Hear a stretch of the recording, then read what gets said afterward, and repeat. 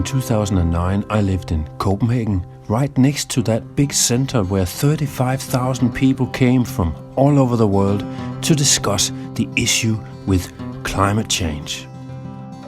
I was busy with my own life at that time. I looked the other way because I thought, of course they're going to fix it. Governments will come together, they will fix it just like they fixed the hole in the ozone layer with international regulations. The only thing that can fix such a big problem. What difference can you make as an individual anyway? So I looked the other way, I went on with my life. It's gonna be okay. That's how we think in Denmark. We are, after all, the happy Danes. Maybe it'll take a bit of time, but eventually we'll wake up one day and everybody will be doing the right thing. 10 years later, I have realized I was wrong. What we've learned is that our governments will not be doing what we expected of them.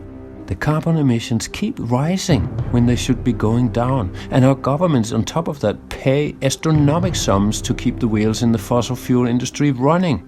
They're afraid that if they make the kind of changes that we need to see now, that the climate crisis requires of us, like for instance if they made us pay for when we pollute the air, made it expensive to buy and to burn oil, coal and gas, and in that way forced us to change our way of life. They're not going to do that because they know it could make them so unpopular, and then it wouldn't be until the next election before they're kicked out and someone else comes in, gets it all undone and repelled. So what I've come to understand is that in a democracy like ours, it's us, it's the general public who are the leaders. We are the leaders and the governments are followers. It's how we behave, it's what we do in our daily lives as a majority that guides our governments. It's just like, how do you stop an airplane? Do you step out on the runway in front of it and shout and say, "We're demanding you to stop"? Well, maybe we'll manage to block the runway for a few hours, but then we'll be carried away by police and we'll certainly become enemies with all the passengers in that plane because they just wanted to take off and enjoy their drinks and get to their destination. But what if we were able to change the passengers' behavior instead? What if, as individuals, we learn to take responsibility for each and every one of our actions, our own carbon footprint? Of course, that's a much harder and longer journey, but seeing how our governments are failing to lead, I have come to the conclusion we have to change. We have to start collaborating and changing the root cause for this climate breakdown. The protesting isn't going to do it as long as we keep buying fossil fuel and keep polluting the air every other day of the week. Getting some solar panels up, that would be an obvious first step, and there's 2 million Australians that have done that already. But in our little family, to have solar panels, we found out, oh well, then we have to change that old roof first. And then there's a new wire we have to pull all the way through the garden, and everything begins to look a bit hard. But suddenly when you get an old house, and you want to turn that into a sustainable house, oh wow, it hits you. Who am I going to call? Who's going to help me? Where should I start?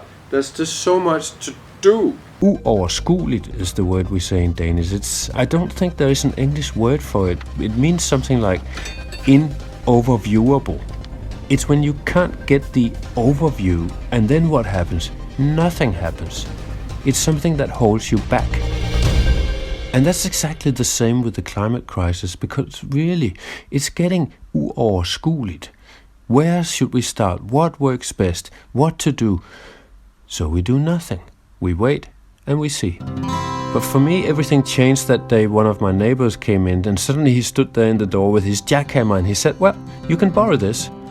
And there was that jackhammer lying on the floor for some weeks. Until then I began. I jumped on the Green It Yourself train, finally taking the tools in my own hand. In a personal way, I declared a climate emergency for our home. I set up goals for when to reach zero carbon and how to reduce our ecological footprint. I found out I could learn a lot from YouTube. But then I started getting curious to see what others were doing and went out to a festival. There was an entire festival for Green It Yourselfers like me.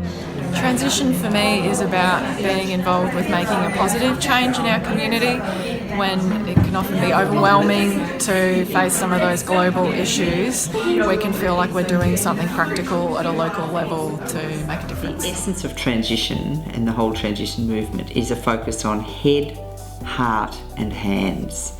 Head is getting information. You go to a seminar on how to make my house more sustainable, something like that, but it's information or why climate change is a problem. Heart is harder to describe, heart and soul, but it is important. It's processes where you share your fears and concerns about climate change, your deeper thoughts in a safe way. Processes around community building.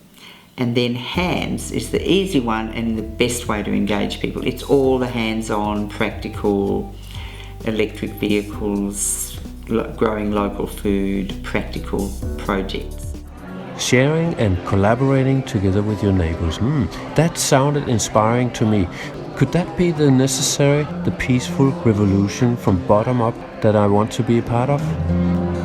That's what I'm setting out to explore, so I'm going to go around in my own neighborhood and ask people for advice. I want to learn from those who've already done it, how it works. How did you do it? Show me how.